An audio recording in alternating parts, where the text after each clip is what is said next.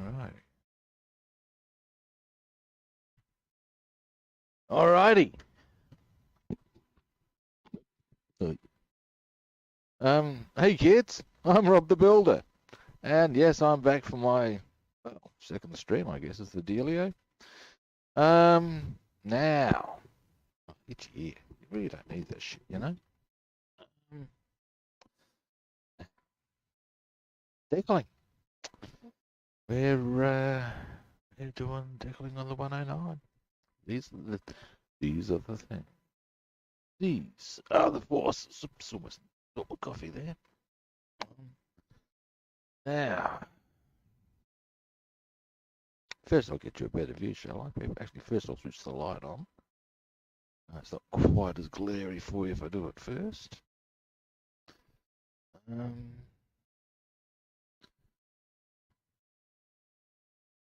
to that angle, I reckon. We will now lift the light up. There we go. There's our happy little 109. Now, I assume it is happy. If it is not, stiff shit. Just chow down on that stuff. Now, what we will do, decal map's a good start. Put him there for a moment. These, the actual insignia we wish to use.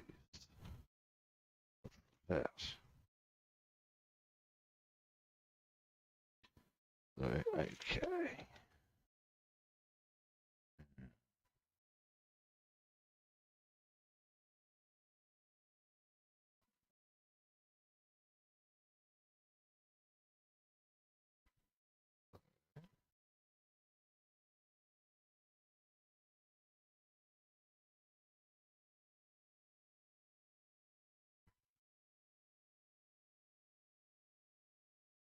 They do 6 very precisely.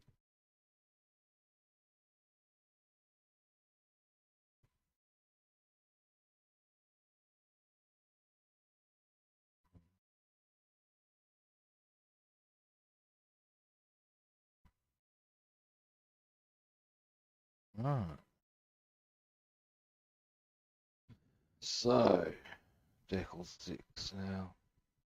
For those I've decided to run with the petting house. Decals around there. I don't know.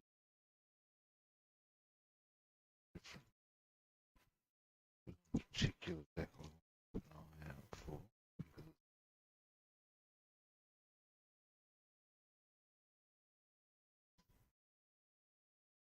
That one. Very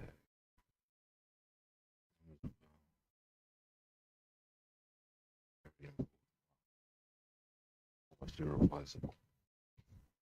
Well, that's an overstatement. But for purposes of, I don't have any backup plans on hand. That context.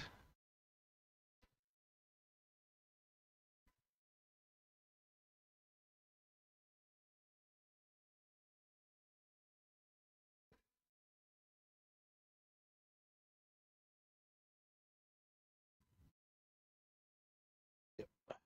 Yep.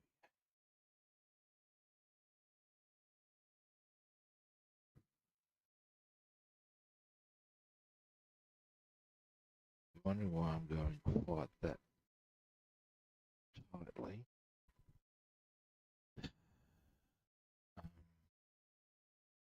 Petting house are all on one big decal sheet. The way you really get around that is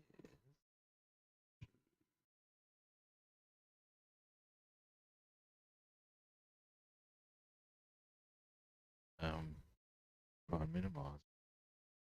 Even then, there are tricks to the trade in getting this sucker on, I tell you.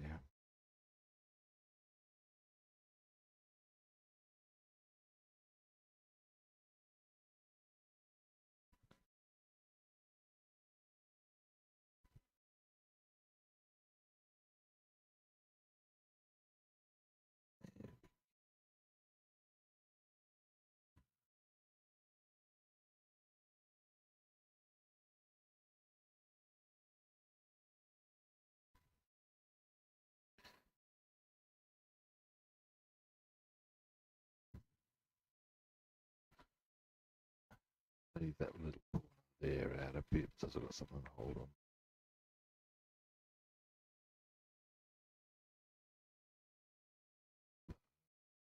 It's clean. Alrighty.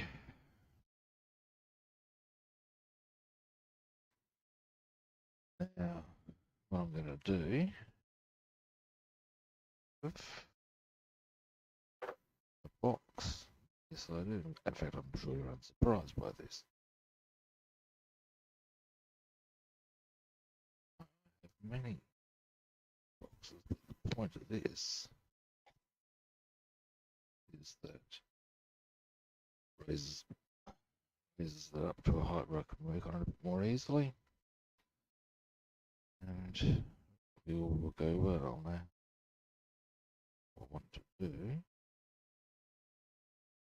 is be absolutely clear on where exactly I'm this.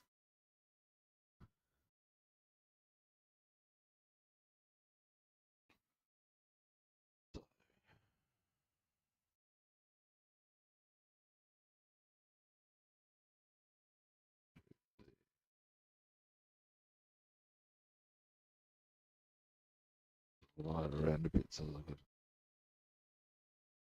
slightly better angle view perhaps.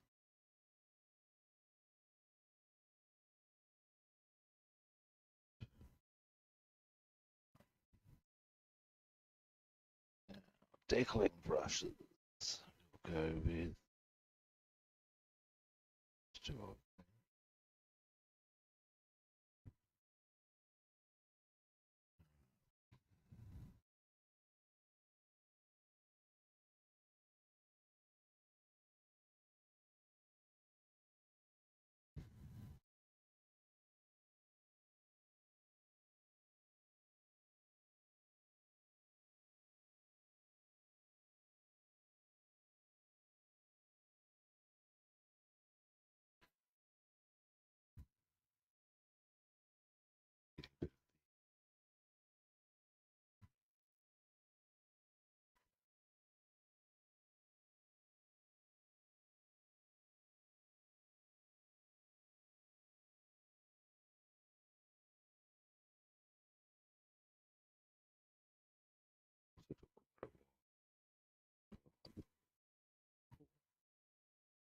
the previous.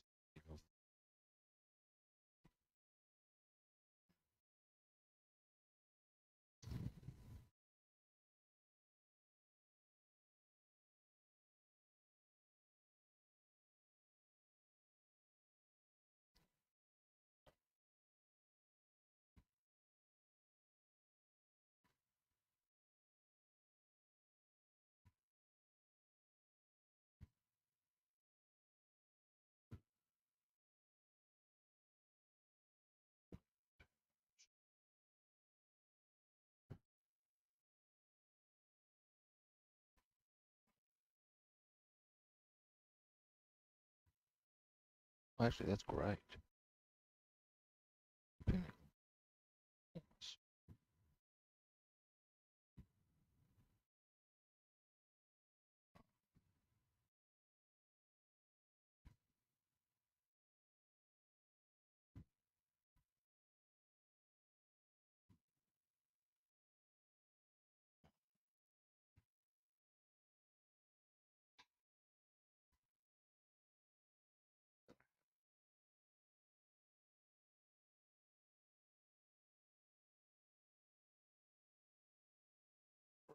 Got some movement. Now, other set of trees is ones I want.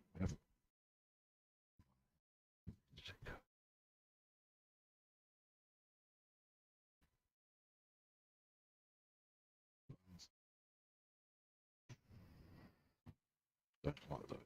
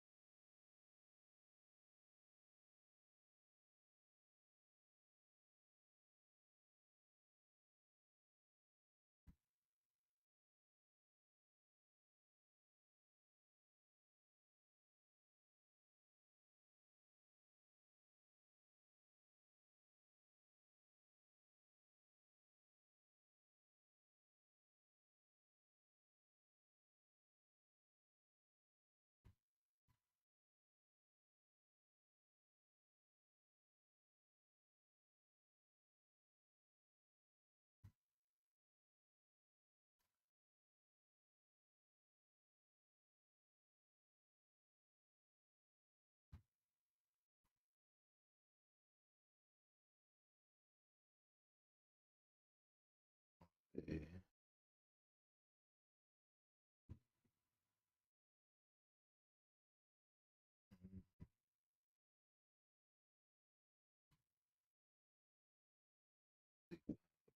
These decals are almost like on a mat.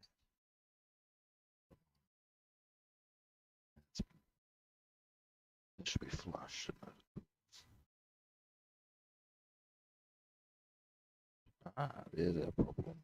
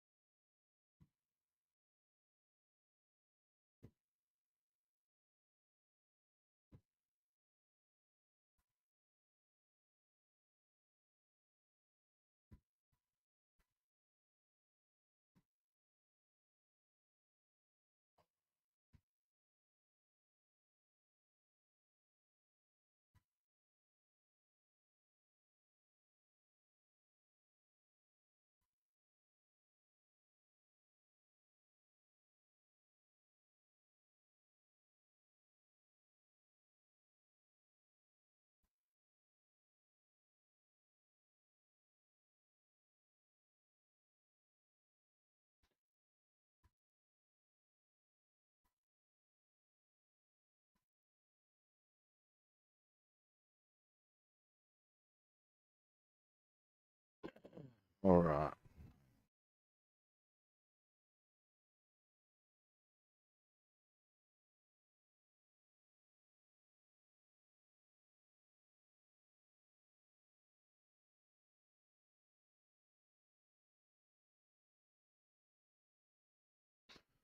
Um, Bam. Finally got the bloody thing.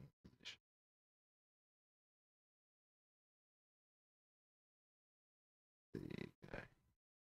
Got more buds of a goer here. I love seeing the angle you've got. That will probably help. Okay.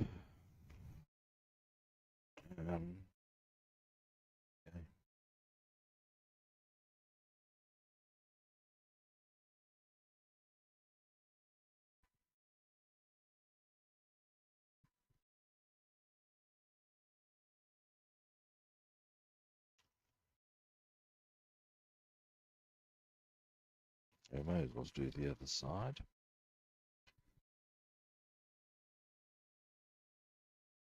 For the thing.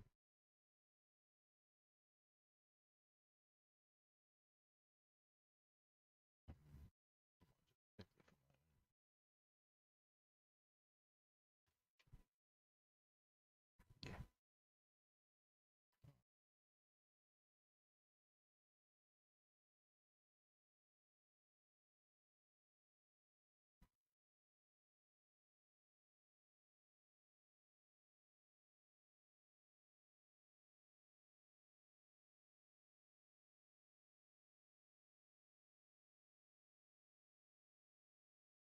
So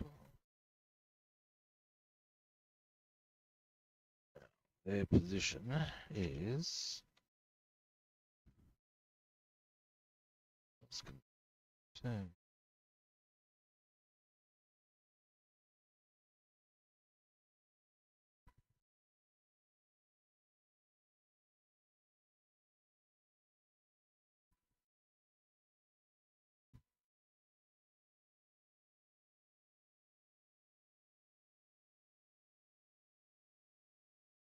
Got our angles.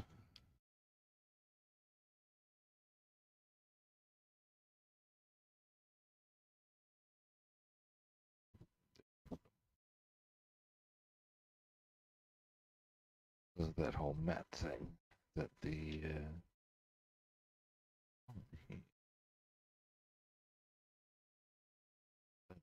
where are where are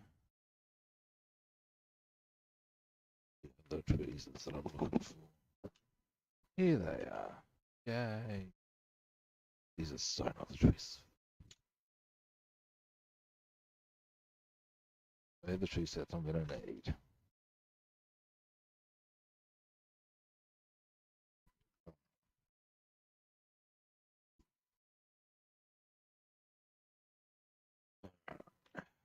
So, there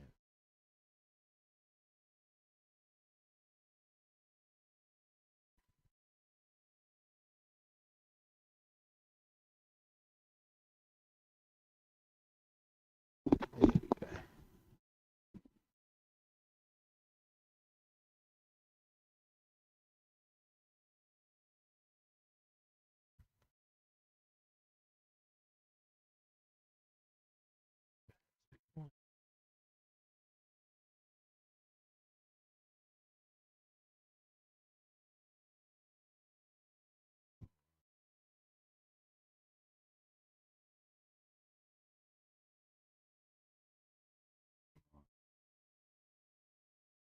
Right.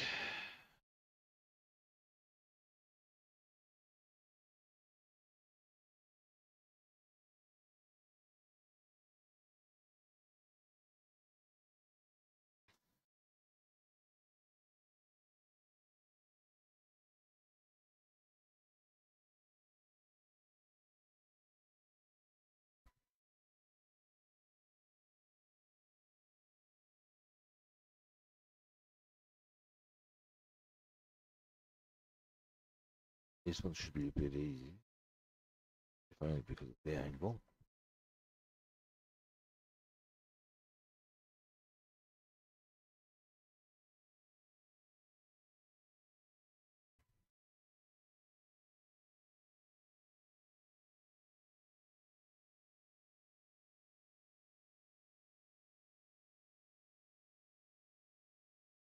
That I will get all of this done. I reckon probably happy to later this afternoon. Various. Take a look. In the meantime, it's so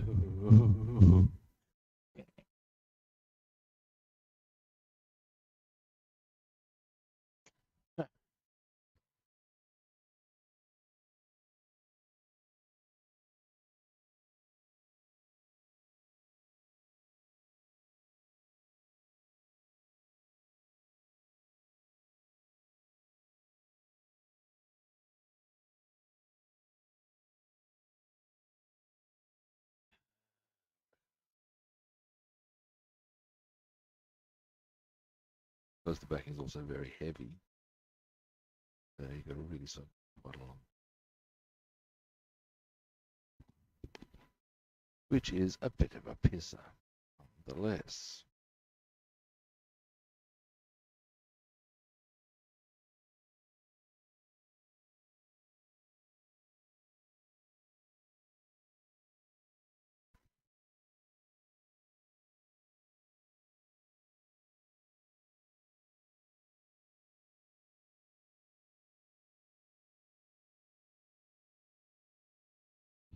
So you can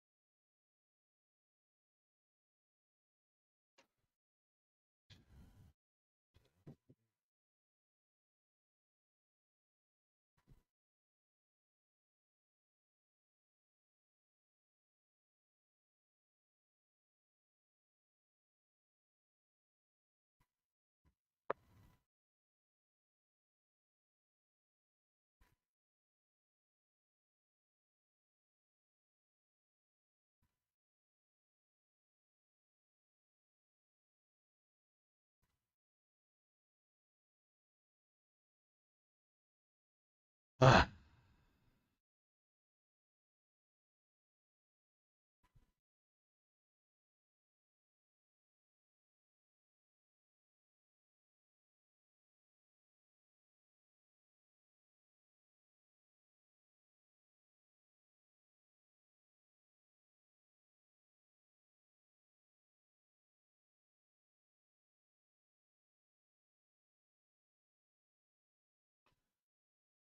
right, there's one. Actually, remarkably easy. Mm, not normally that people about using a decal you've heard, but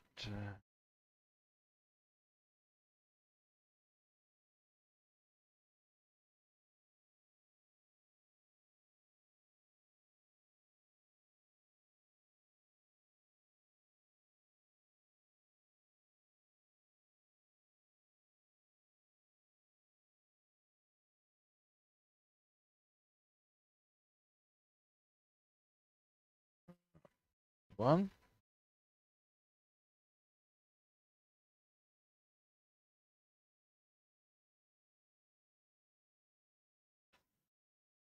Alrighty.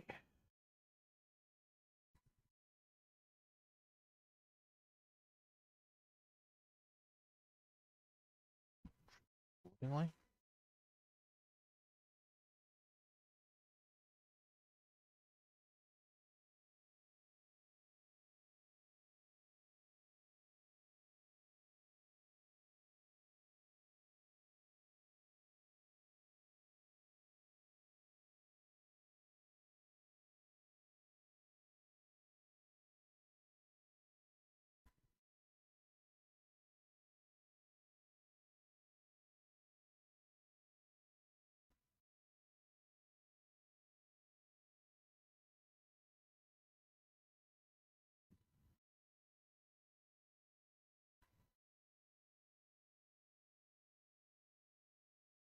All right.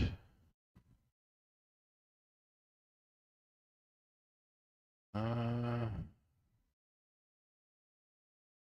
uh,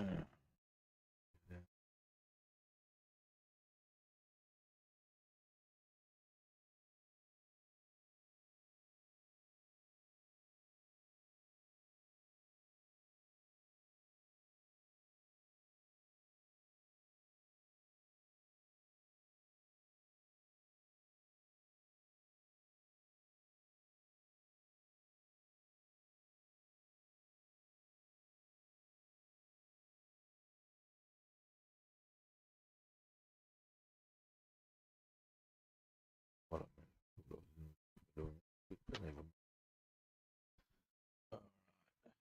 let's do the right hand wing.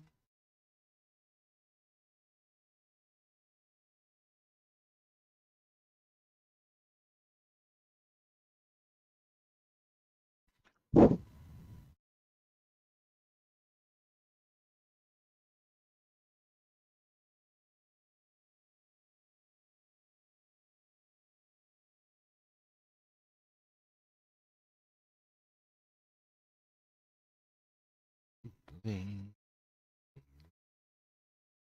diddly dee, diddy, diddly. I don't know why I had fallen into the Mexican dance, you know. I've pointed out to people on numerous occasions I'm neither Mexican nor am I wearing a hat. If I were to wear a hat, it would not be a Mexican.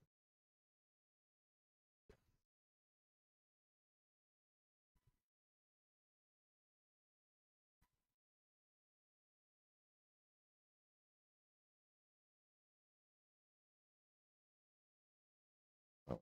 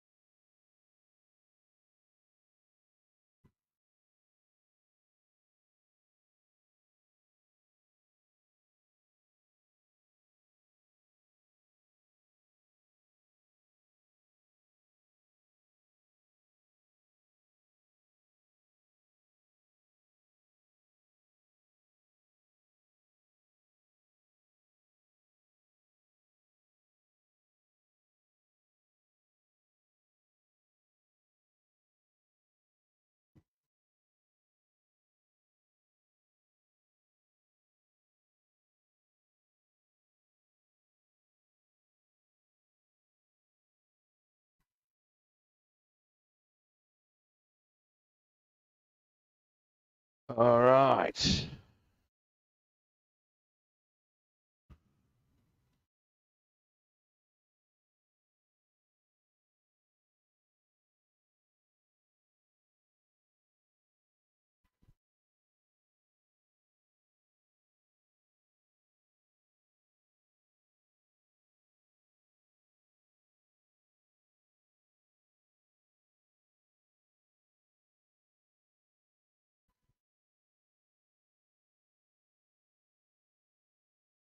Yeah, nice.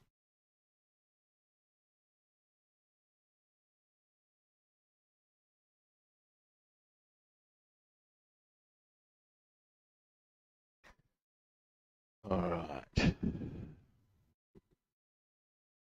Coffee.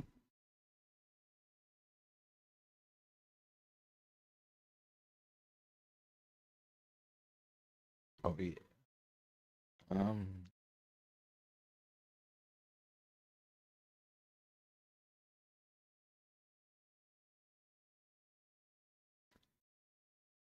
Next is we will go. Um.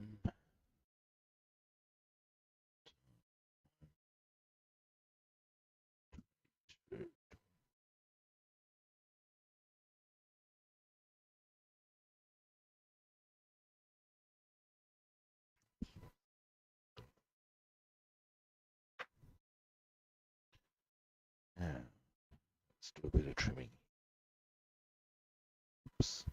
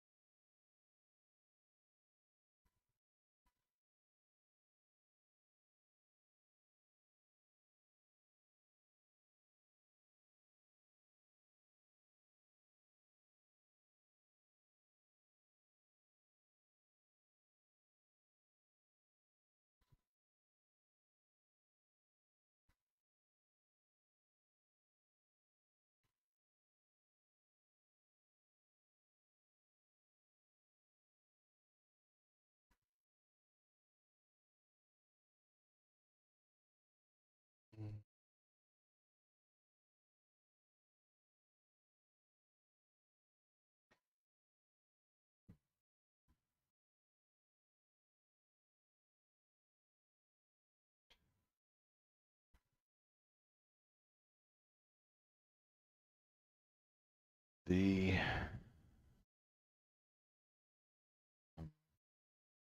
maybe his little heart thing on, and then also his victory count.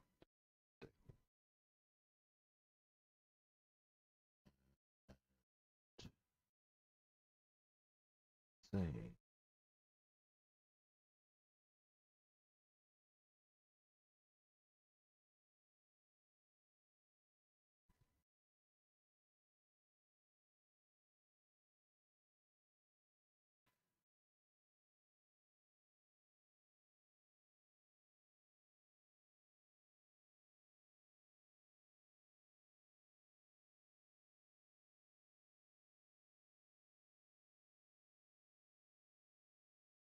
Got him fully marked up and ready to go. This will be my fourth form wall of my own.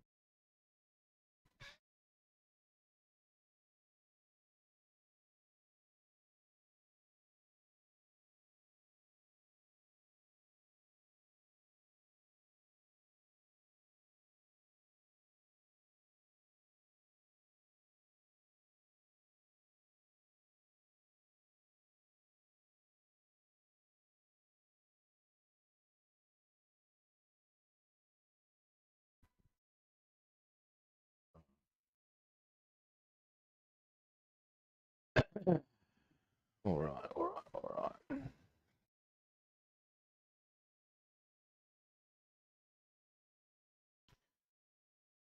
So,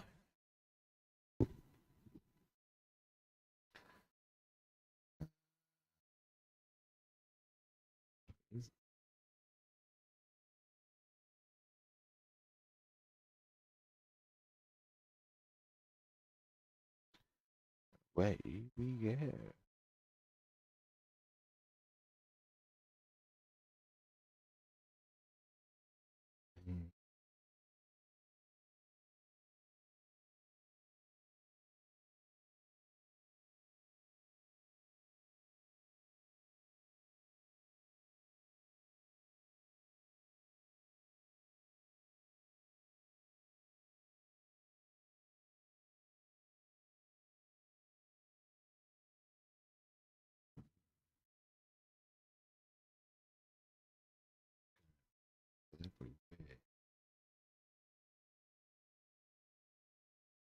Goes on the tail.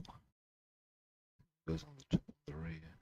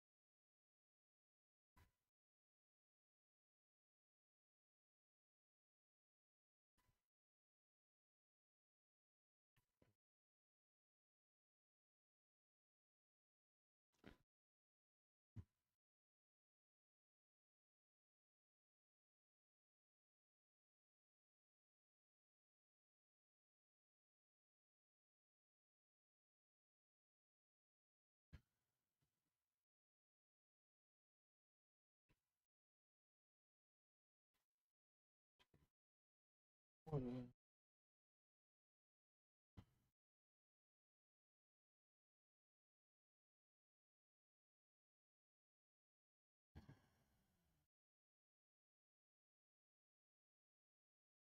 Shot now.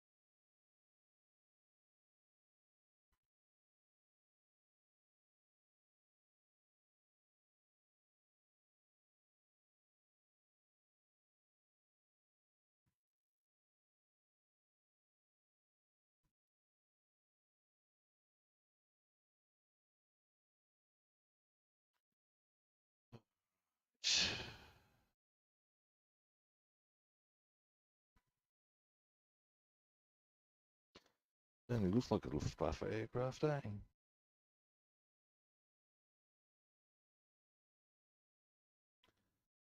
Now, yeah, precisely. This is dropping shit on the piece.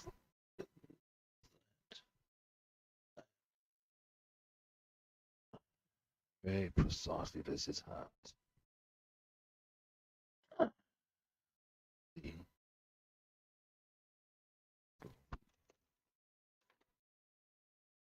This is upright.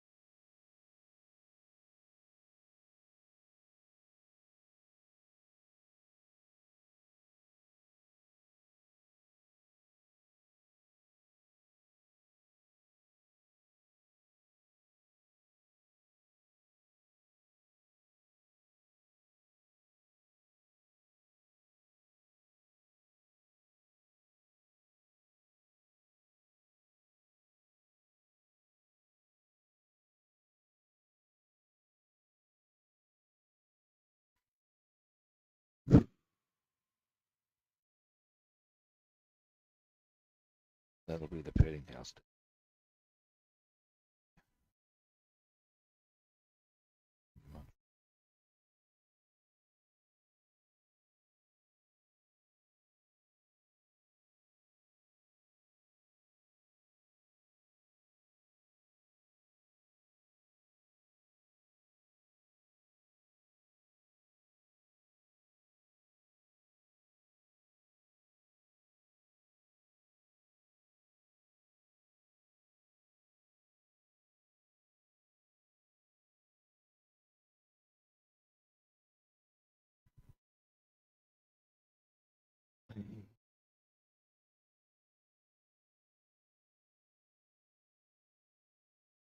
Oh,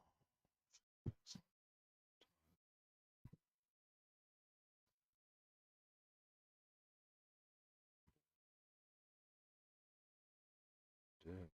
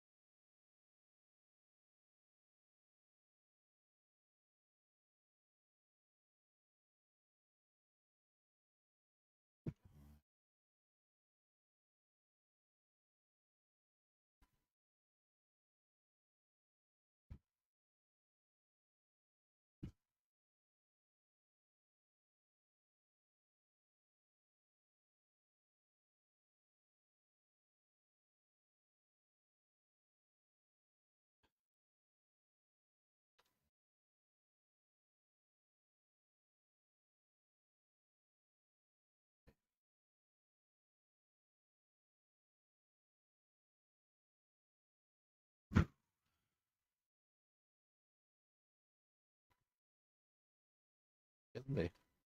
Oh, hey, how you doing? Thank you. Yes, he's it's coming along. I'm getting all the petting house decals out the way first because they're going to be the hard ones. They've got these big chunky backings that are frankly accursed, but they are also the ones that have Hartmann's individual insignia that I want to put on. But I figure I'll get them done. then it all gets easy from there, you know. Um, but yeah, I'm pretty happy with the overall outcome. Um, I was told that to me, kit was good. I am absolutely not questioning that in the slightest. It's put together very nicely. Um, wanted a good kit for Hartman because, well, he's a man. So yeah, all right.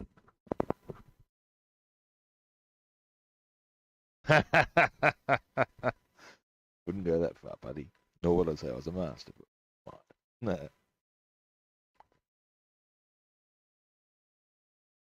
Now then.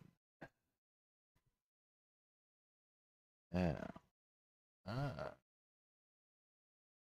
So. Gotta get these the right way around. I've got to look a right twat. Actually, I don't think there is a right or wrong way. So long as.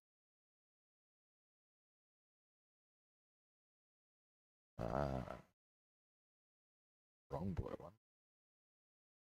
Okay. That goes on this. That goes on this. Darkly, darkly. Oh, yep.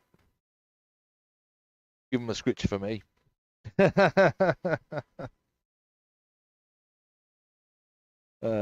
Now then. So, we're going to here. That, now, where precisely? There's the tip of the laurels goes pretty much in line there.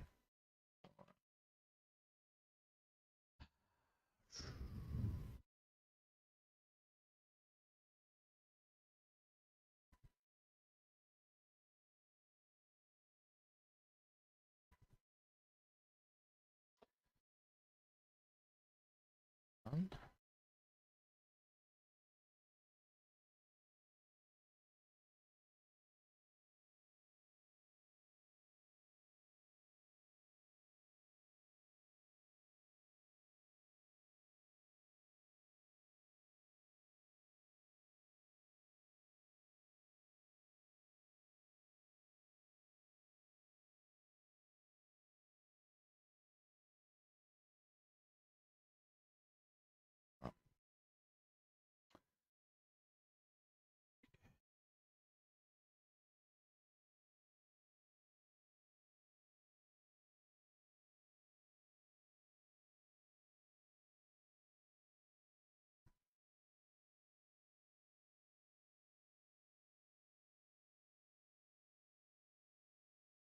these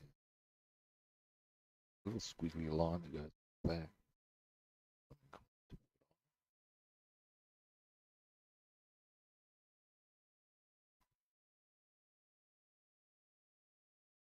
I might also do. Once I've got things to a certain point, I'm going to be inclined to put some decal softener, decal setter, and such like on. But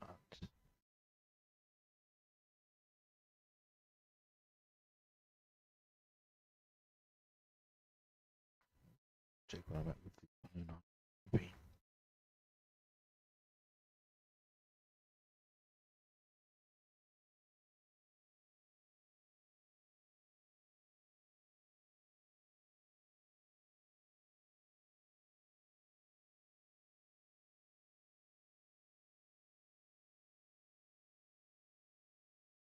A little tricky.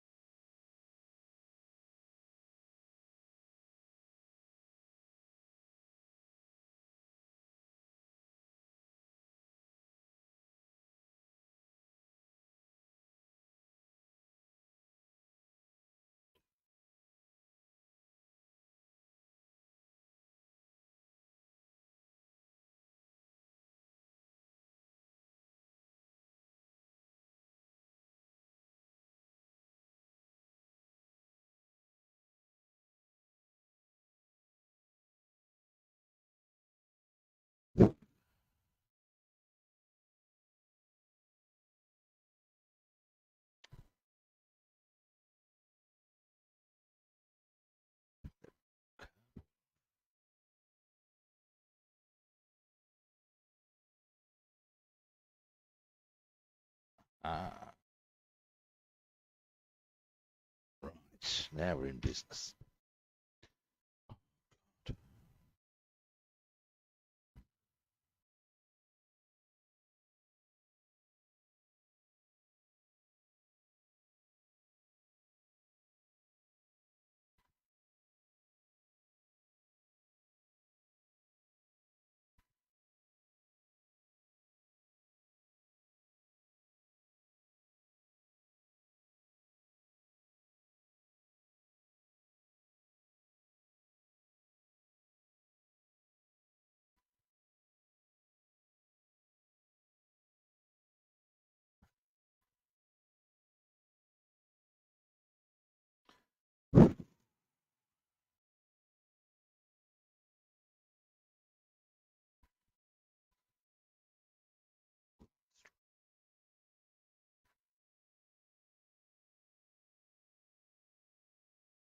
Actually needs to be a bit.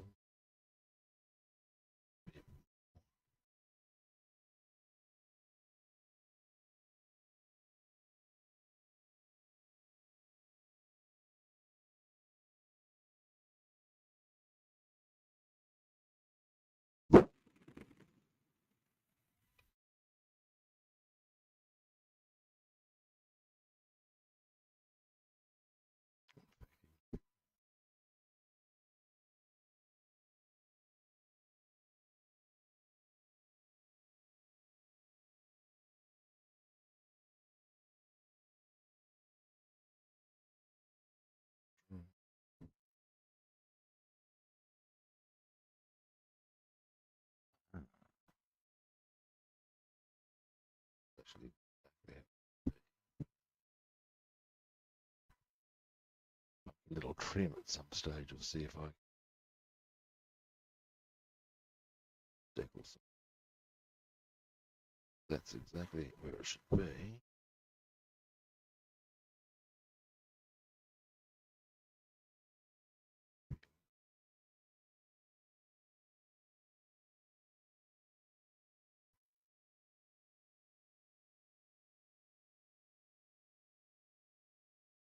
There we go. Should be.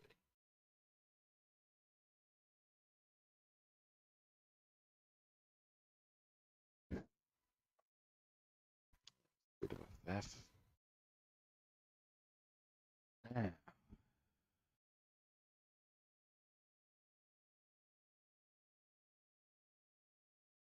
try the other side.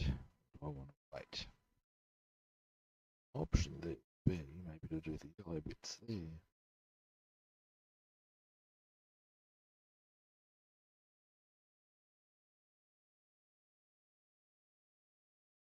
Yes, I shall. Now let's have a look at those yellow bits. It's the bottom of this quickly.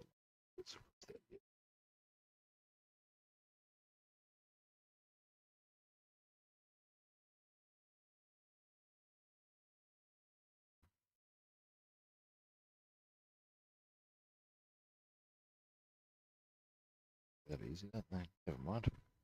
Uh,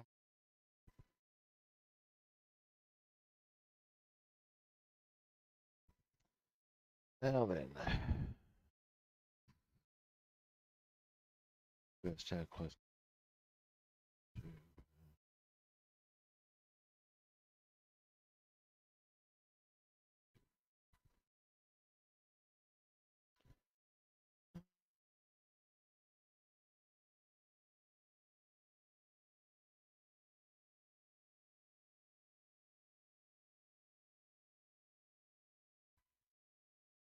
scalp.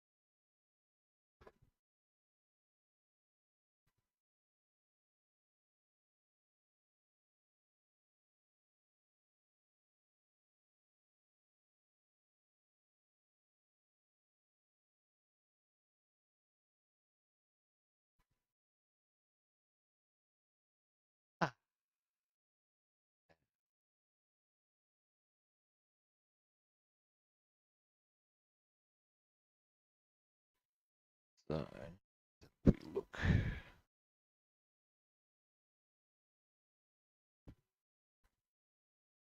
Oh yeah. What am I?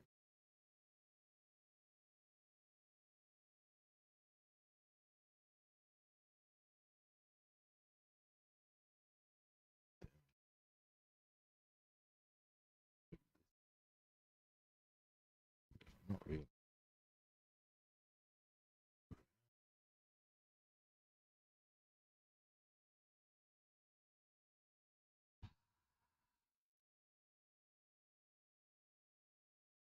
Off the time.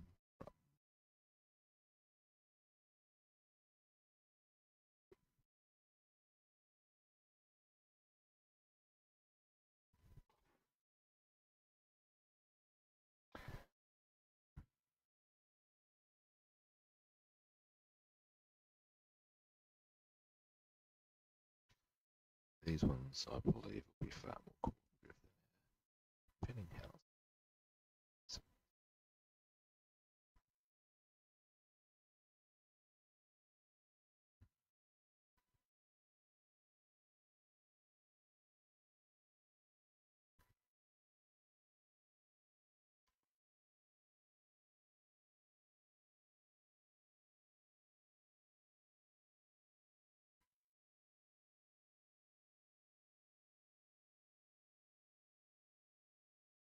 Hey,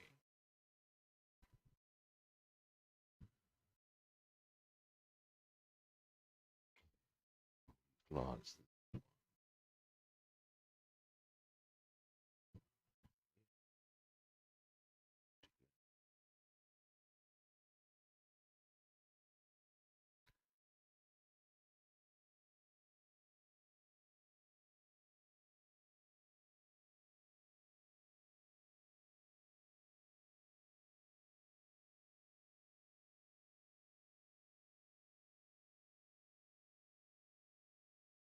Right,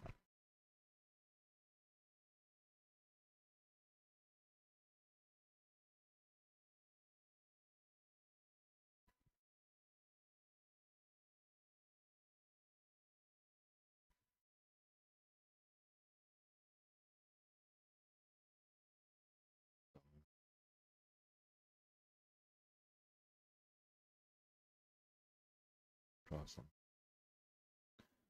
bad feeling that did the same. Pinning house.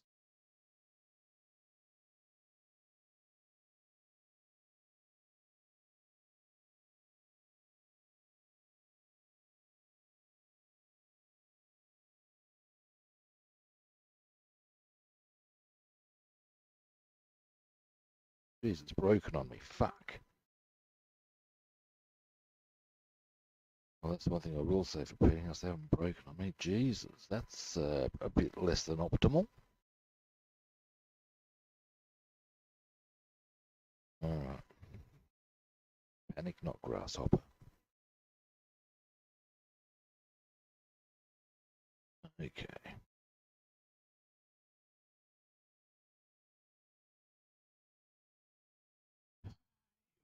People.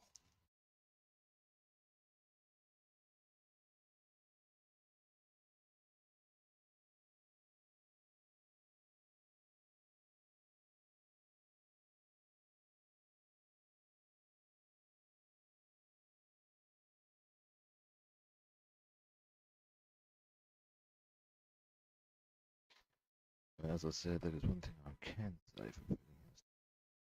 Haven't ever broken on. I believe that happened. Yes, I have had it happen before. But really,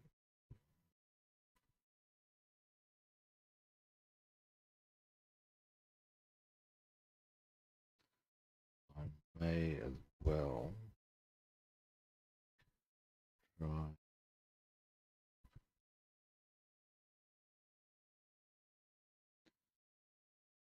pinning house variant on this one too.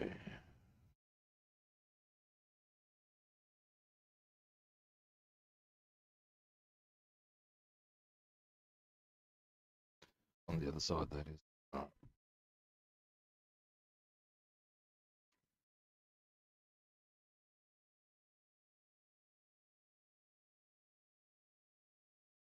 Oh, look, dude, that's not the. I just had a. These are petting house decals, and I'm not actually that big a fan of them, but I'm using them to get Hartman's markings. I found I had another kit that I had decals with this little situation, and thought, oh well, I'll use those decals. They'll probably be easier to use than the petting house ones.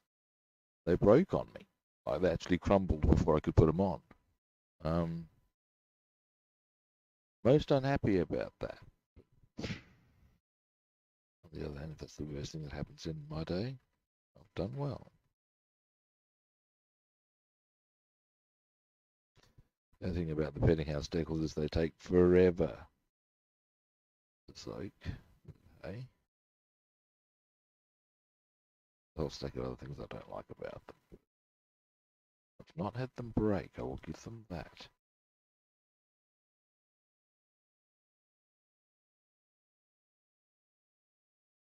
Now, let's see if we have movement on this, at the station.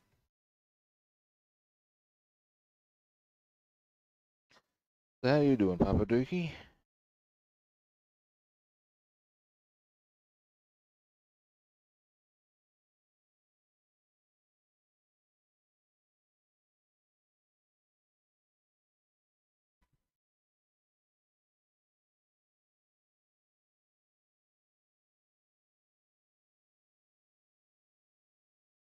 Any builds in progress?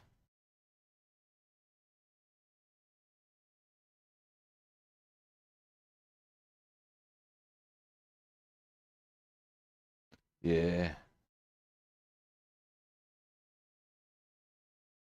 Ah, yep.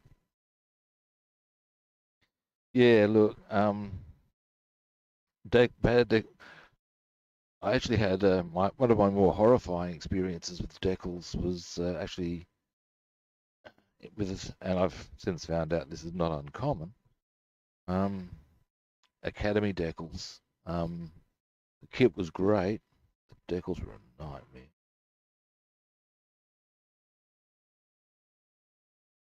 What's the, is it moving here? Not yet. So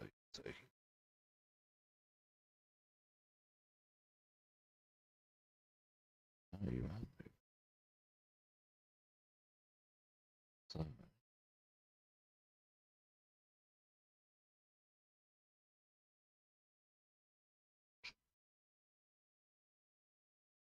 bit of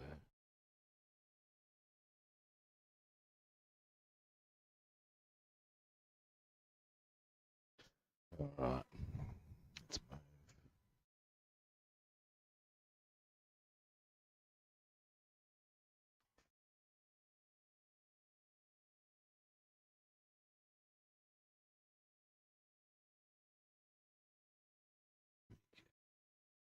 Yeah.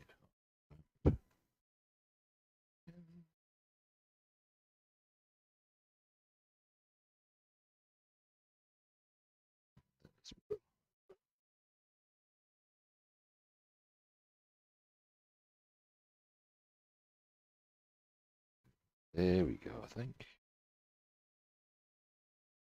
a little too.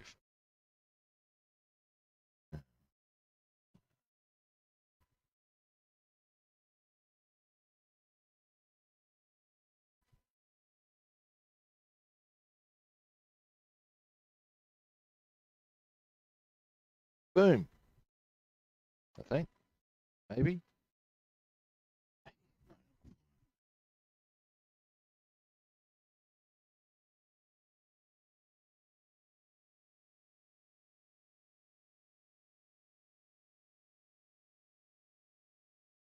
Cramp in the hand. Bad time.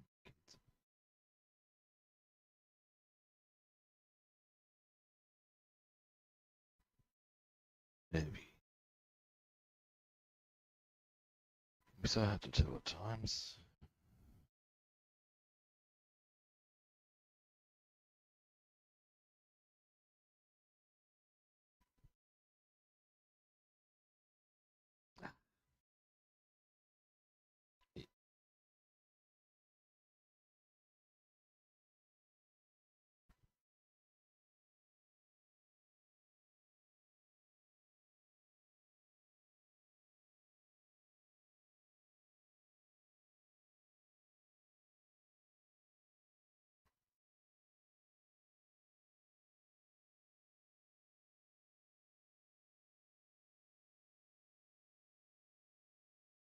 There we go. Boom. One.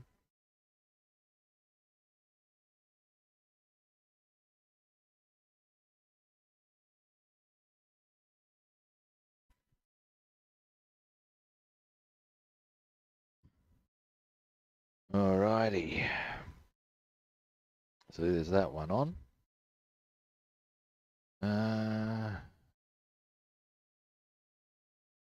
May as well. The other one. While I'm here and all, and you know, on the grounds that the betting house didn't put its fist up my clacker last time, I'm willing to give it a go this time. Look, they do come with big backings, and that's horrid. They're heavy and clumsy, yada yada yada, but they will not break on me at least. And yeah, I'm feeling a bit more kindly towards them, I must say.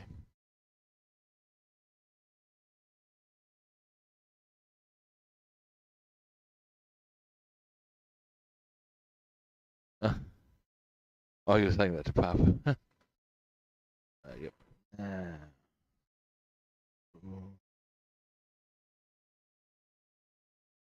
What you working on at the moment, Papa?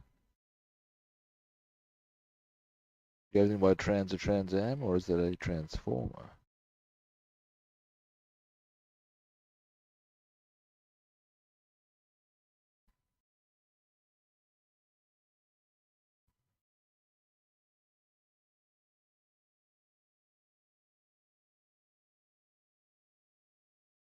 Bullet holes?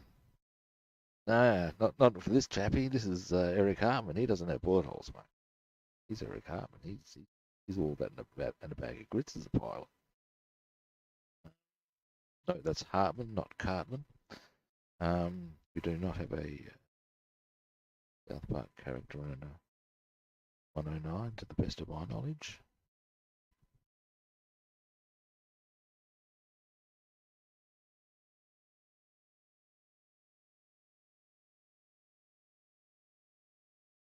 I saw this clip on YouTube. I don't generally watch South Park. That's not for any particular reason. It's just well, I do have a TV. I just don't really watch it. Anyway, the point is, but it was this clip of taking Kyle to court for not sucking his balls. Basically, the judge tells Kyle, "Well, you've got to. You've signed a contract." It's not a victory for me, Your Honour. It's a victory for justice. Oh, hey, how you doing?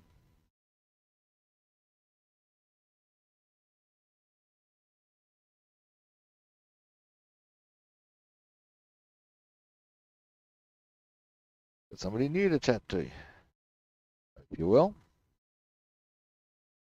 I don't know if you guys wouldn't see that I've got somebody from YouTube having a visit and a chat.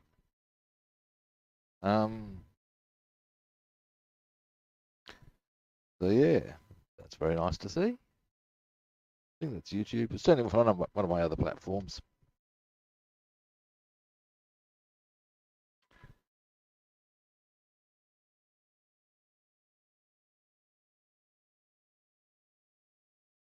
Now, let's see if we can get this one into position a bit more easily than our last one. Damn. Tell you my back not enjoying moving over the kit at times. We'll see how much I can get done. What I might even do, get a few more decals on and get some touch-ups done on the Junkers perhaps even. Am I making a plan? Yes, I am. This is a Messerschmitt BF 109 G6. I'm giving it the markings of Eric Hartmann. This is the plane in which he achieved his first 100 victories.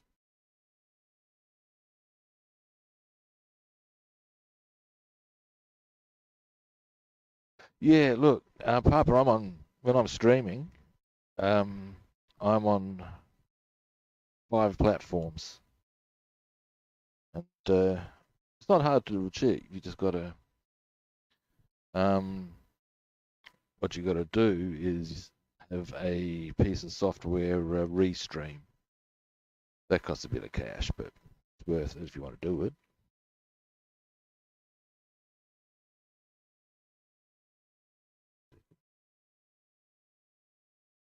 Right. The plane is moving a lot. Actually, I just had a thought I did. I do sometimes, people. It's true. Moving that to there. Use a different box. Hopefully. And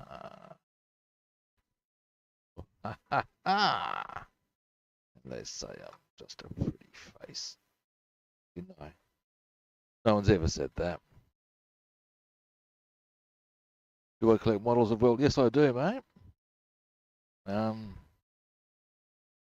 Do I only do heroes? Yeah, I do pretty much. I only do aces, famous aircraft. That's my shtick. And World War II ones. Generally my dealio. Although I have done the DR1 of Manfred von Richthofen. Oh, stop sliding. Ah, fantastic. That's the moment I've been waiting for. Although when I do bombers, I prefer to do famous ones. Like, for example, the that's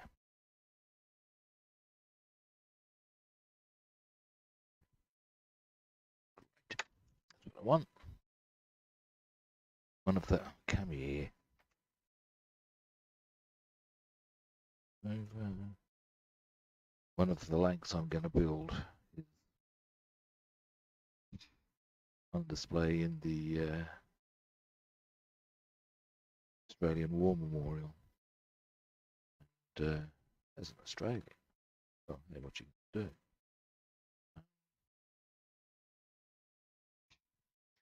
And I believe it flew over 100 sorties. Memphis Belle, no, I haven't built that one. I don't have it. I do have a couple of B-17s. Enola Gay's not so much my bag, believe it or not. And most of that is because I tend towards the European theatre. When I first started getting into the hobby, a couple of years ago, I first had this marvelous idea. Oh, mate, there's so many. There's so many. Now here's the thing. When I first got into it, I thought oh, I'll build one of every aircraft that flew in, type of aircraft that flew in the Second World War. I soon realised this was a cast of thousands. Then I thought maybe every type of in the European theatre. Yeah, again, a cast of thousands. So what I ended up thinking was the major aircraft were definitely a winner. And more than that, specific aces. Now, in some instances, as I'm going to do with this one,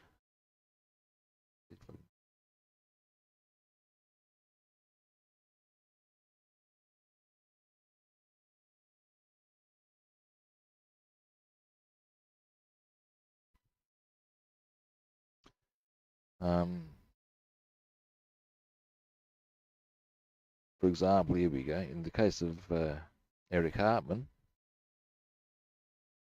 I don't want to just build this G6. This is the one he got his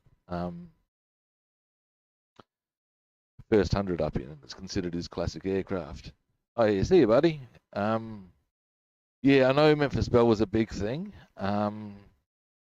but it was just I didn't get those kits at the time. If you hang on a moment, look, tell you what, I'm quite happy to let all that shit dry for the time being. You just pop that up there. Give me a moment. Alrighty, now I might just pop that scalpel away.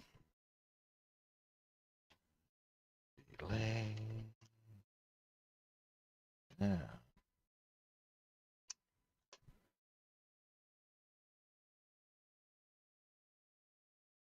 Okay, I'll show you what I got in that with regards to, because I like showing off my stuff for starters, but more's the point. Then you can sort of like see what I'm doing. Here we go. Now I need to get that one.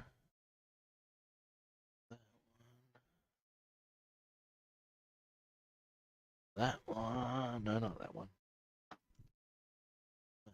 That one. This one. And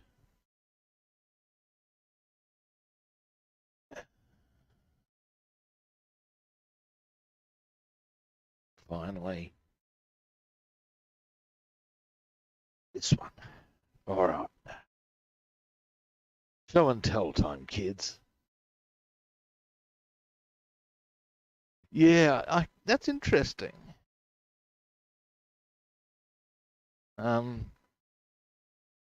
Yeah, I know there are a lot of bombers that flew a lot more missions. In fact, on that very subject, by golly. That brings me to another one I'll show you very quickly. Okay. Now, before we start getting down to nitty gritties on this, oh dearie me. Now I'm going to have to put them away at some stage. Give me a moment. Okay, now on the topic of bombers who have done a lot of missions, we've got that one. B-26 Marauder flak bait. I'll be building that at some juncture. And yeah, I believe that flew 200 or over 200 operational sorties, and some ridiculous amount of missions. But yeah, flak bait, that's the one I'm going to build, and that I believe to be maybe that one or that one. Doesn't really matter. It gives a look. That one. We'll be building that one.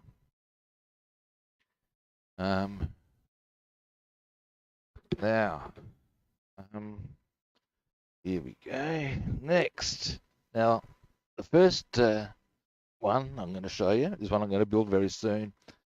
When I do a whole stack of streams in one day, I'll be doing most of the detailing. This little number here. I should probably bring that up a bit there so we get a bit more of a wide view on things. Yeah. Avro Lancaster B3. Now this one I will do with S for sugar. And that's the one I was telling you about that was flown by Australian pilots. Really looking forward to that, actually. Now, then,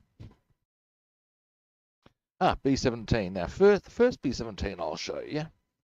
I purchased purely because it came with the bomber resupply set.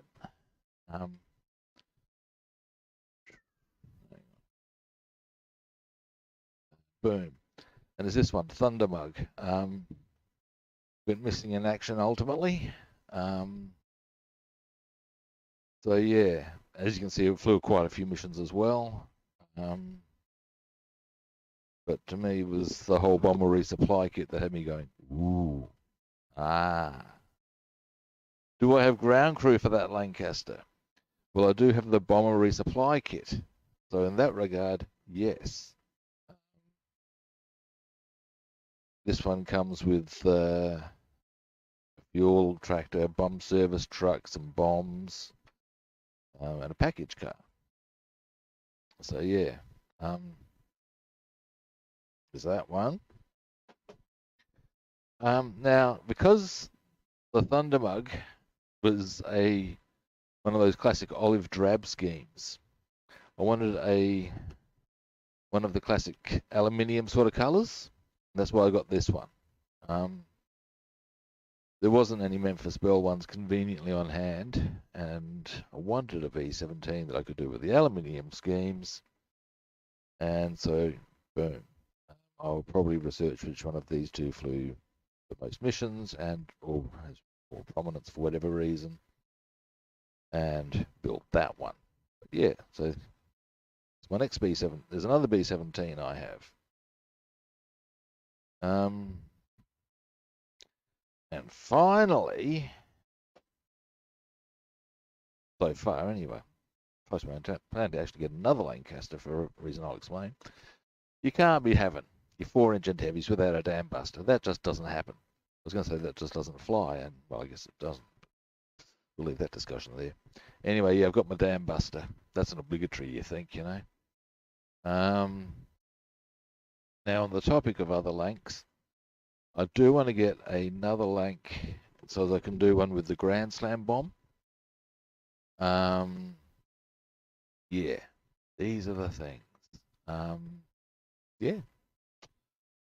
So,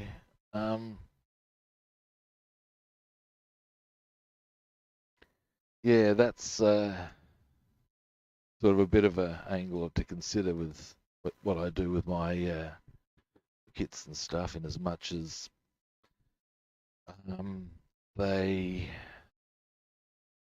there's usually an overall angle I'm looking at with it. Along the way, if you actually, okay, brace yourself. Let's see if I can get you. Well, I need to see what you're seeing.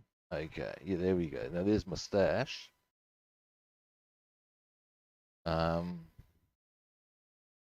You'll find along there's only a couple of marks of 109 I don't have. I'm still chasing down various marks of Spitfire, preferably with aces. If not, I'll get the decals. I've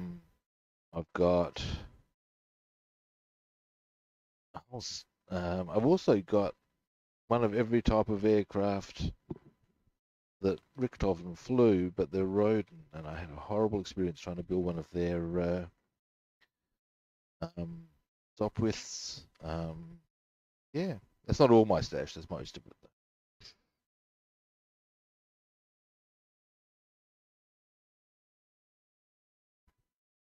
Yeah, right. On the right, 3 are the same. Okay. They're not, well, 2 of them are the same. And what they are, wait a minute, are you talking about those or those? What? Actually, I'll tell you what both of them are. The top ones, I'll even bring them over for you. What the hell? and in fact, you've brought this on yourself, good man. Okay, here we go. Here we go.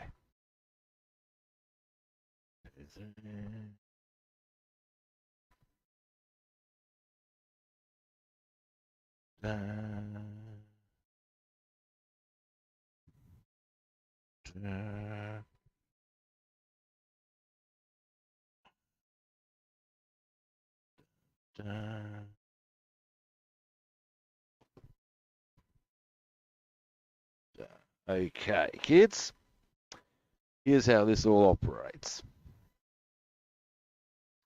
Now,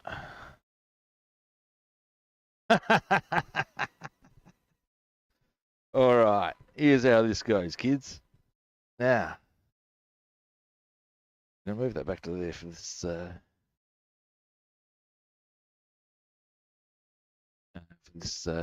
purpose.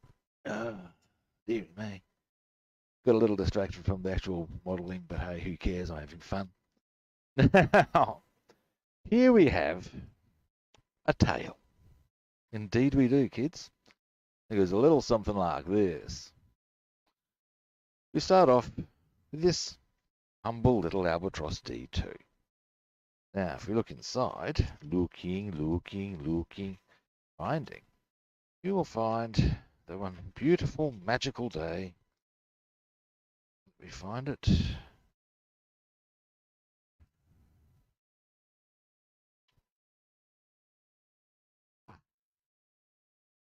In November 1916, this was the aircraft that one Manfred von Richthofen first flew in combat. So I want to build the D2 he first went out in. I'll probably do that one as a pristine. That was the idea. I've had, like, I'm a bit nervous after my run-in with the stop with, but we'll see. Anyway, so there's that one. In time, of course, he progressed. Oh, sorry, dude, hang on. There we go. There, that's better.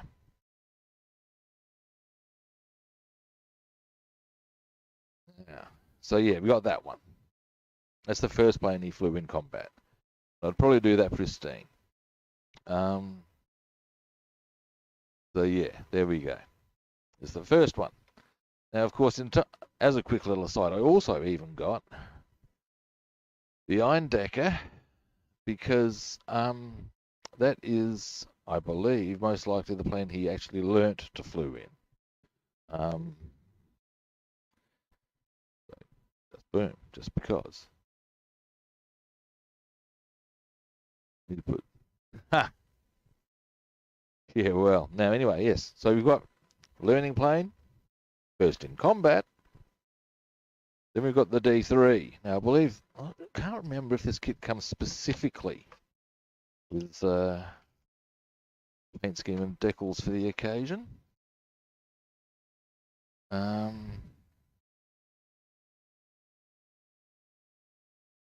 me a moment.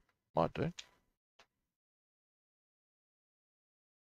That's Lothar von Richthofen.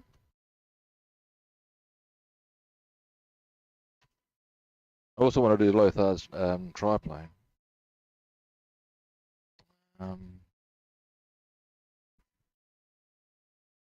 Berthold.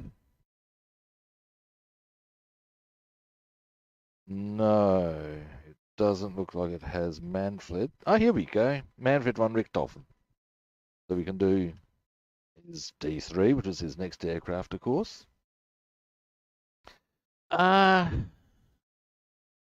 The thing with Richthofen is, look, let's face it, he's probably the most famous pilot you'll ever find. I mean, he was immortalized by Peanuts cartoons. And he was the first pilot to truly capture my imagination as a kid. I grew up on my grandparents' knees. They told me all about the Red Baron. They grew up outside of, or they lived outside of London during the Second World War. I heard all the stories, man. So, you know, as a quick little aside, that's not one of Richthofen's, but that's just an interesting little, let's see, come on, there we go. Interesting little marine variant. But yeah, and that's why I've got all these ones for Richthofen, including because it was from the D3, he went to the D5, and I also wanted to do got two of those. Was in the D5 that he first went to his blood red color. Anyway, German mostly. Here's the thing: for fighter aircraft, yeah, because all the top scoring aces were, of course, German. Now I know the reasons for that aren't good. You flew or you died. I get that, but at the same time, my favourite bombers are Allied. If you follow me, my favourite aircraft is German, and that's the Bf 109. Now, anyway, after the D5, he flew one of these very briefly. Oop, a Fokker F1. So I've got that one.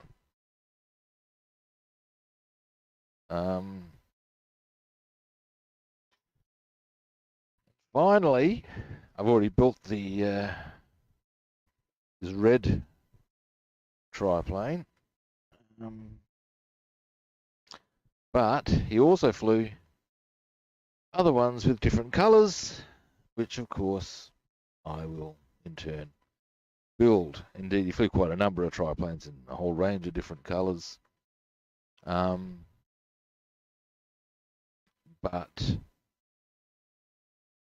if you did all the Fokker triplanes he actually flew, you'd probably be building 13 of them all on their own. I believe that's not an uncommon sort of situation with famous pilots and the like. So yeah, there you go. There's a walkthrough, a whole stack of my stash. Well, it's not a whole stack of it; it's a certain part of it anyway. Boom.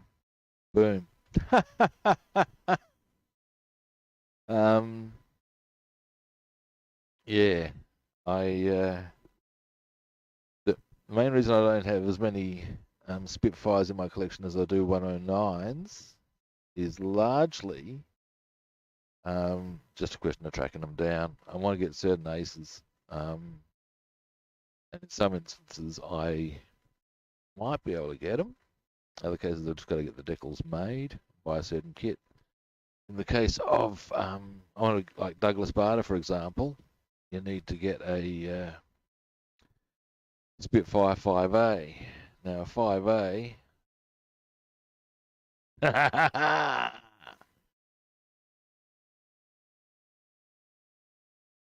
Yeah. Yeah, well, that's the thing, isn't it? First, no, you don't see too many, wouldn't see too many pilots saying, no. But that F1, the Fokker F1, which is, of course, the precursor to the DR1, the difference visually is not much. Richthofen actually passed over to another pilot. So, yeah. This sort of shit happens quite frequently. Like, I know that there's a Spitfire Mark 9C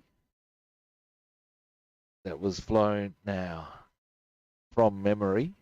Its aircraft number was EN398. It was originally flown by a guy named Ian Kilty, but later was flown by a guy named Johnny Johnson. I believe that sort of thing goes on quite commonly. So yeah, it's a thing. Planes of any one number even do not generally or necessarily stay in the service of one pilot. Yeah, I mean often they do, of course, and with good reason. You're going to be going to make your life a wee bit harder to adjust to the differences in each aircraft if you're continually changing.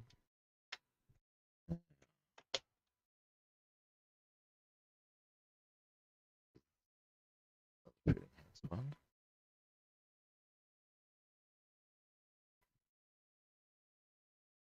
Something you can see that's the issue with I find with Pettinghouse decals. I don't know if you guys have ever used them.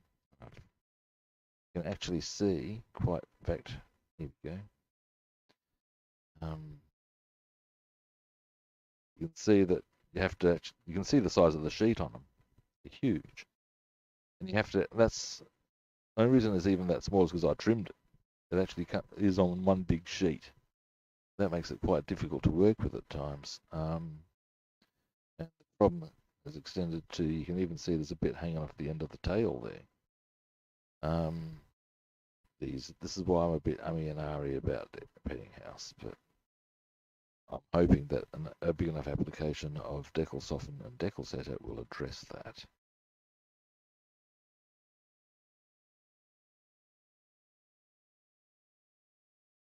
The Black Max triplane. Ooh. You know, I'm not sure. Hang on. Now, you know, I reckon it's actually one of, I reckon, give me a moment.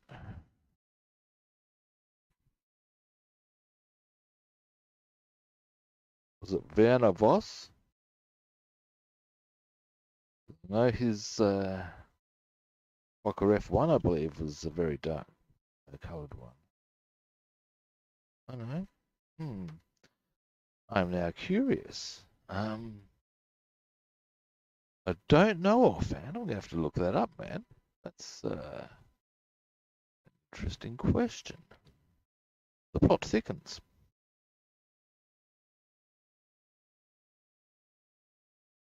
Now.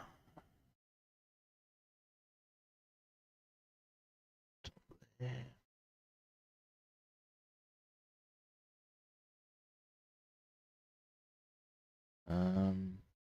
Hmm.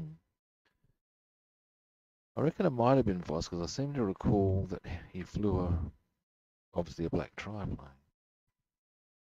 But I'd also like to check that detail out for myself because I wouldn't, let's just say I wouldn't be answering that with, as a definitive answer in a quiz night, you know what I'm saying? But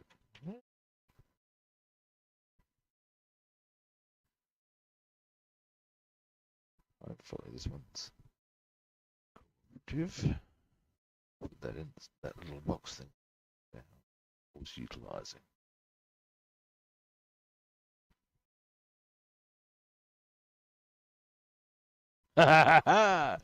Yeah, well, you may ask.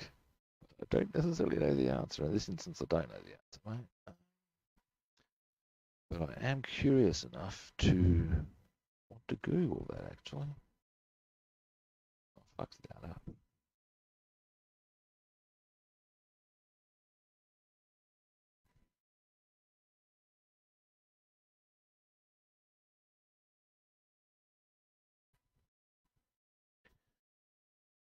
Uh,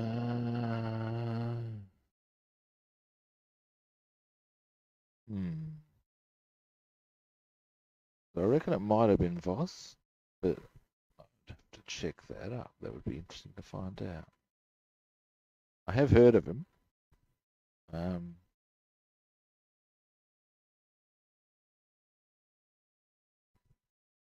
that's not necessarily answering the question, of course.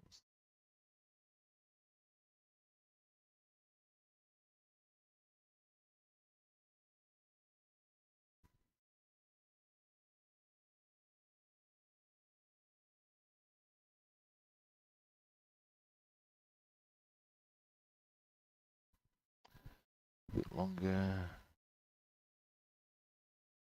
That's the other thing. It takes ages to like these bloody things. As I keep saying, they are very sturdy.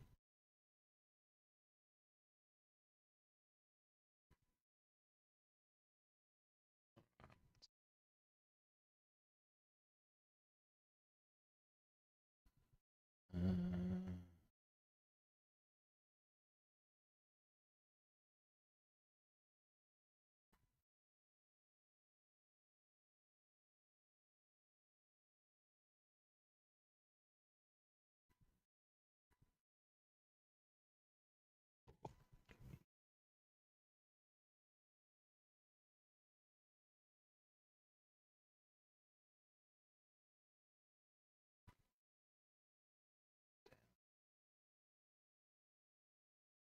water.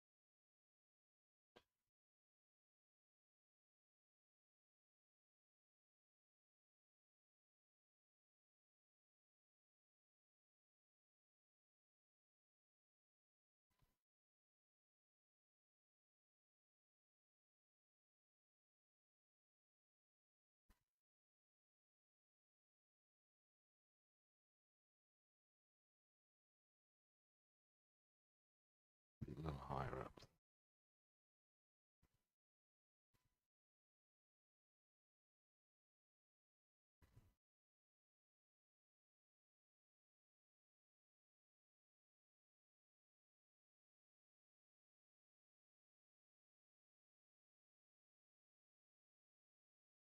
Alrighty. Boom. We've got our Hartman decals on. Yay, team. It was Werner Boss. Okay. Because that's what this kit is. Here's an interesting thing to speculate on. Now, give me a moment. I wonder if they do 2 different paint schemes for him. Oh, geez, I just dropped everything. Never mind. Let's have a look, see, shall we?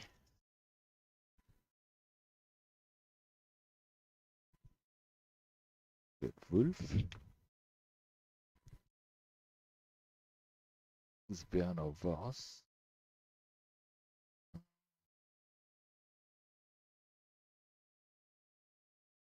Main colour would appear to be olive drab. The prototype one, which is what I believe the F1 mostly was. It might be that he flew a DR1 that he made black. That's possible. But this is his F1. Yeah.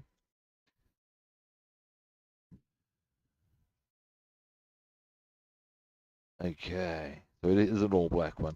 I'll be curious to see if it's a DR1 or an F1.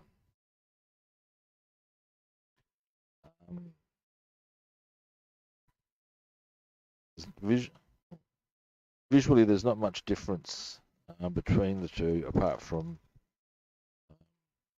if you look at you see this picture here with the triplane on the bottom of a DR1. There's like a little wooden thing hanging off. As to what function that serves, I couldn't tell you. There may also be a difference in the engine and a couple of other bits, but fundamentally, there's not much difference in them. Slight difference in the tail from memory. Yeah, there we go. Boom, decals.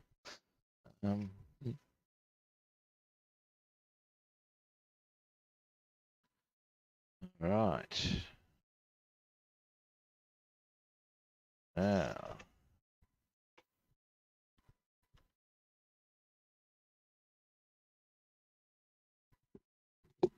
Alrighty. So, next. I'm pretty happy with the progress made thus far. On the overall, got a lot of stuff done on the Junkers. Got a fair bit done on the 109 so far. Might get.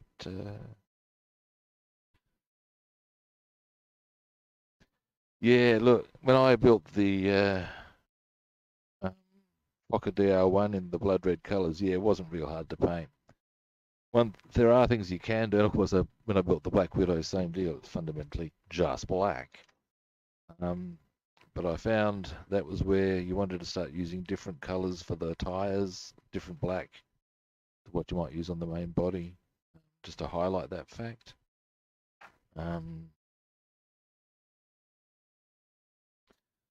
also, okay, do I dare use these ones that should have been so easy to use on the other decal? Should I just stick with the padding? They're very good, actually. The final analysis. They weren't that bitchy. I should just quit my belly aching.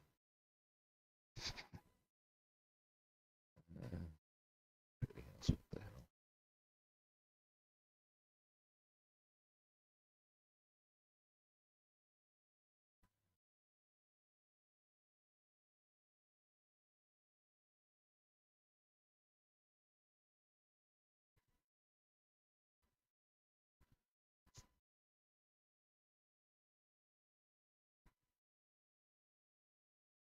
Oh, look, white's a curse, I find.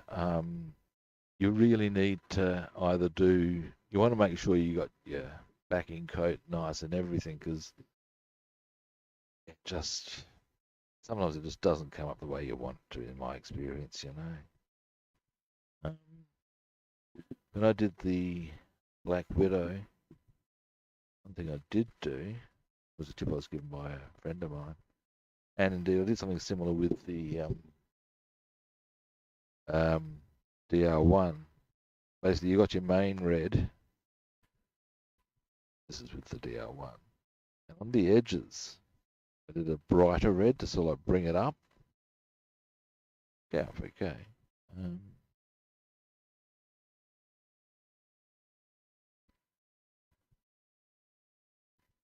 I did a similar thing with the Black Widow. I did the main black, and then I did jet black on the very edges of the wings and stuff like that. Yeah. Okay, once I've got these ones on, I reckon I'm going to do the Boogaloo today, or at least for a few hours. I might be back later on, you never know. Although I do have a few things I should consider, and I also have an appointment. Getting a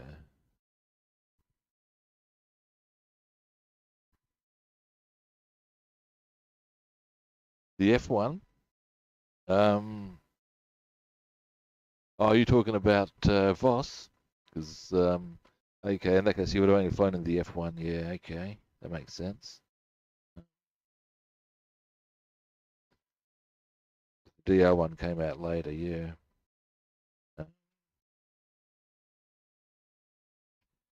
R1.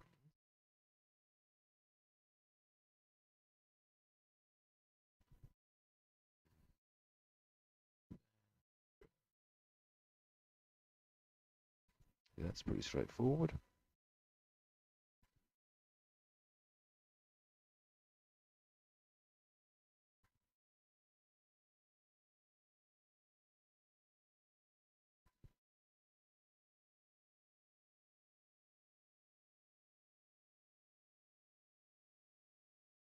In which case, you could potentially.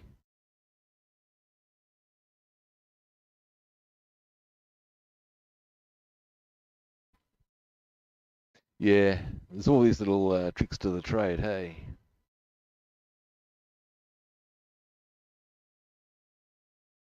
Ah, SMS. Yeah, look, they're good paints, man. I'm a fan. Um, I got put onto them because I when I first started back in modelling, yeah, it might have been 20 years at least since I touched a kit. I wanted to get into airbrushing, and initially I was thinning down Humboldt enamels. You may well have an opinion on this line of thought. Or I do, certainly do now anyway. But, I was gonna get some more, they didn't have the colour I was looking for at the shop. This guy said, "Are you open to some suggestions?" Yeah, hit us with them. He introduced me to these little numbers. SMS.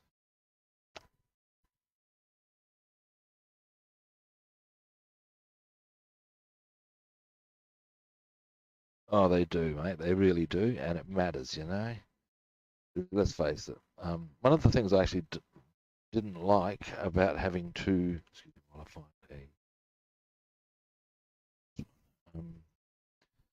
about thinning the paints out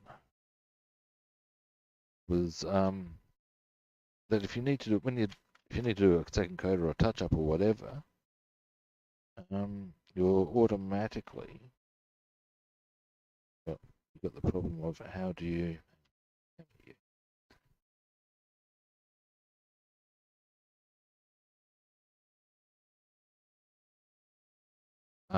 you got the problem of ensuring that you coming. It's not bloody. There they are. Of ensuring that you have them the same consistency, and that's not necessarily that easy. Get off of there.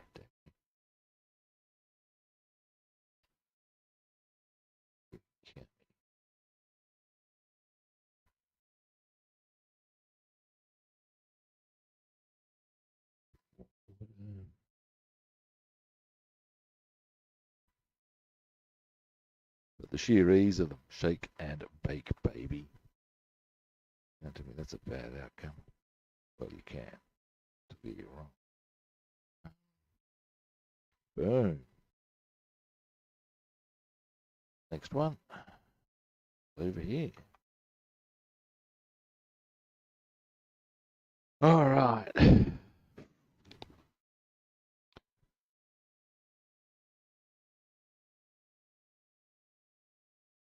Correct. This was entirely my issue.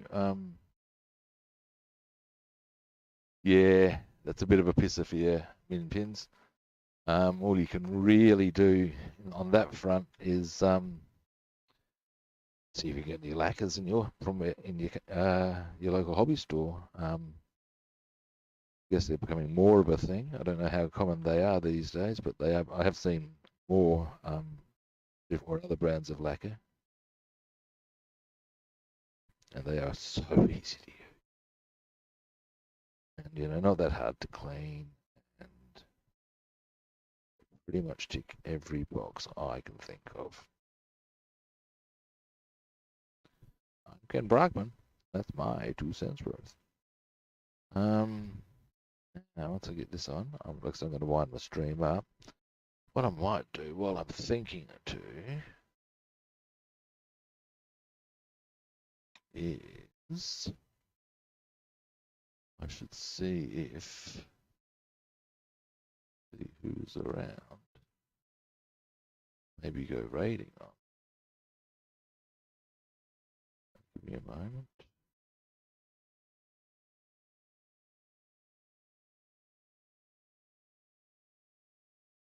Oh, there's lots of people.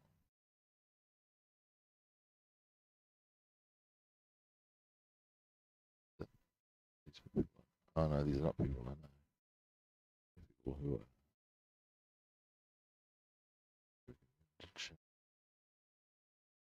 Actually, guys, I'm going to do this the easy way. You can. Oh, beauty guy, you've just rocked up as I'm about to do the boogaloo. I was actually looking for people to raid. How you been? All right? Just getting stuck into a 109 here. I might be back later this afternoon, depending. There's a few variables on that.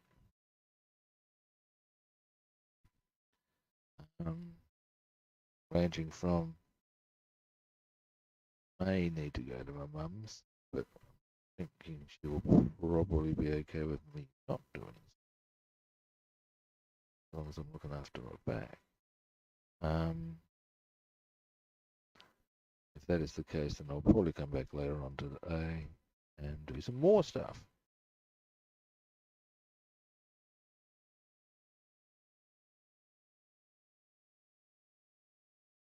A bit longer.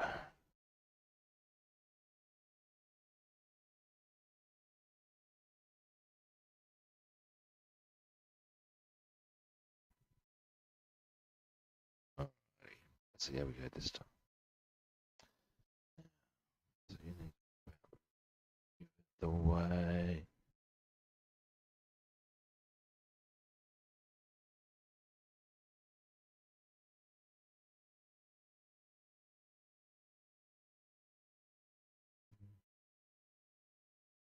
Not move.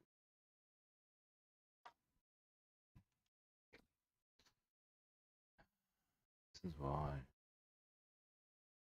Again, a bit toey. The whole.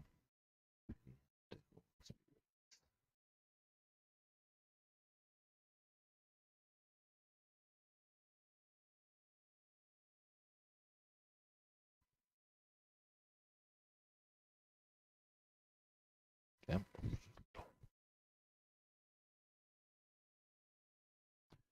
Deary me.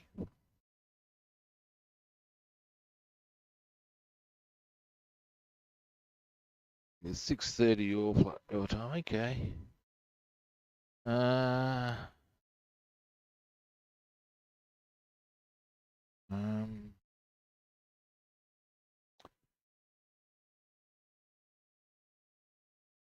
Ooh. Probably the earliest I'll be back would be 9:30 p.m. Your time min pins. Well, you never know. Truth is stranger than fiction. Well, I've actually, wait a minute. That would take me to 2. I've actually got an, yeah. I'll probably be back way too late for you. It's massage at 3 my time. Oh, yeah. Um,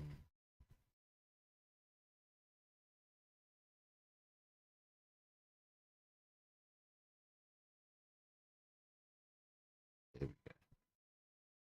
Right, now we get to, once I get this, oh God, yeah, definitely.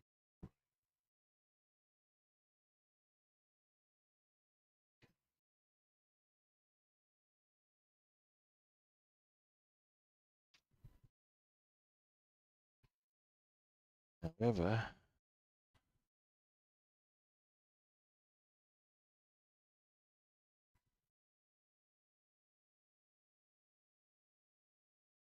is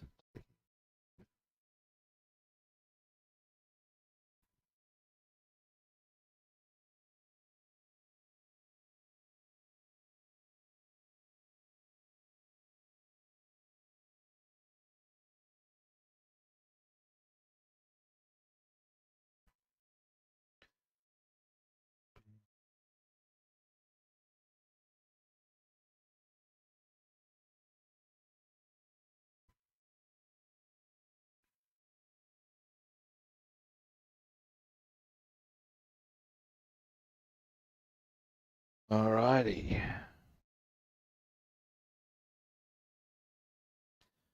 All right. How many hours? Depends on a few variables. Because okay, I've got a um massage appointment in 3 hours. No, 4 hours. We've got to make a few phone calls, get a few things organised. Look, I might be back in remarkably. I'd say realistically, given that my appointment's in what is it, 4 hours. I probably would be back on for another 5, sadly. Um, uh, um, yeah, that's what I'd be expecting. Probably another 5. But I'll be, although I might do another one this evening. Well, I don't know. But I'd say probably 5 hours in realistic terms. My next stream, other than that sort of a time frame, would be in, okay, now you're in the US, so it'd be Thursday morning your time. Also heading into this time, I'm tending to do 2 sessions a couple of times every couple of days. But I can come back in on about 5 hours time if you're going to be around.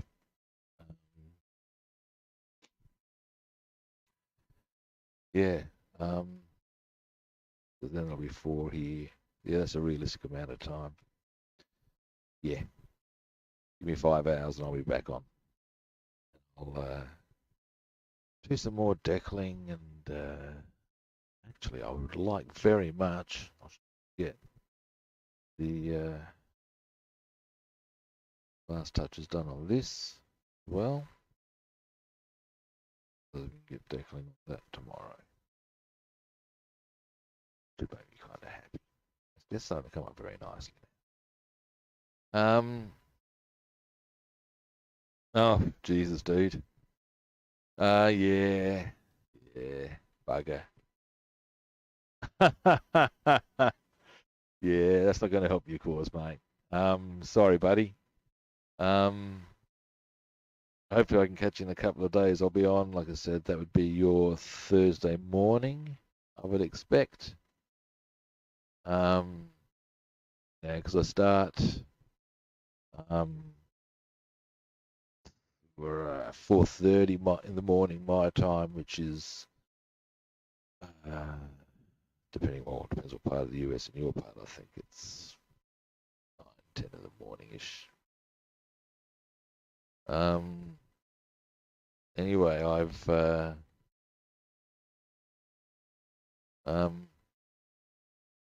I'll be back on then I'll come on for a second stream.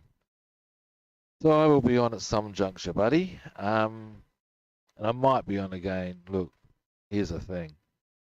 Because of that space of time, I might just sort of like manifest on a time that is. I try to do it at a time that's convenient for people in Europe or America, depending. We'll see how we go. But yeah, thanks for dropping past. Yeah, that's probably my second session, and I think that works well. So yeah, if you want to keep an eye out for me on that sort of a time in a couple of days, I will probably be on then, and we'll take it from there. Alrighty. Well, thanks for popping past, and indeed, thanks everybody for watching and taking an interest. I do appreciate that. I'm gonna wind the stream up.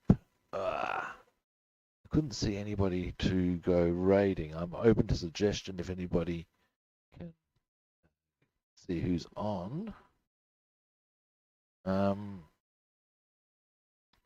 So, but yeah, wow, that's been a very productive session. I've been very happy with all of that. That we got done. Thanks everybody for swinging past. I really appreciate all of that. For those who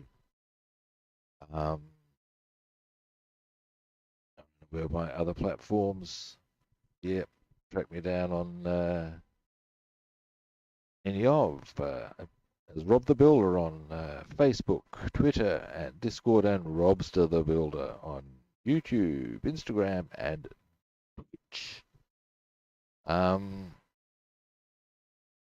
Yeah, and if you haven't already, there's a magic button you can hit on any and all of my platforms. Follow, like, subscribe.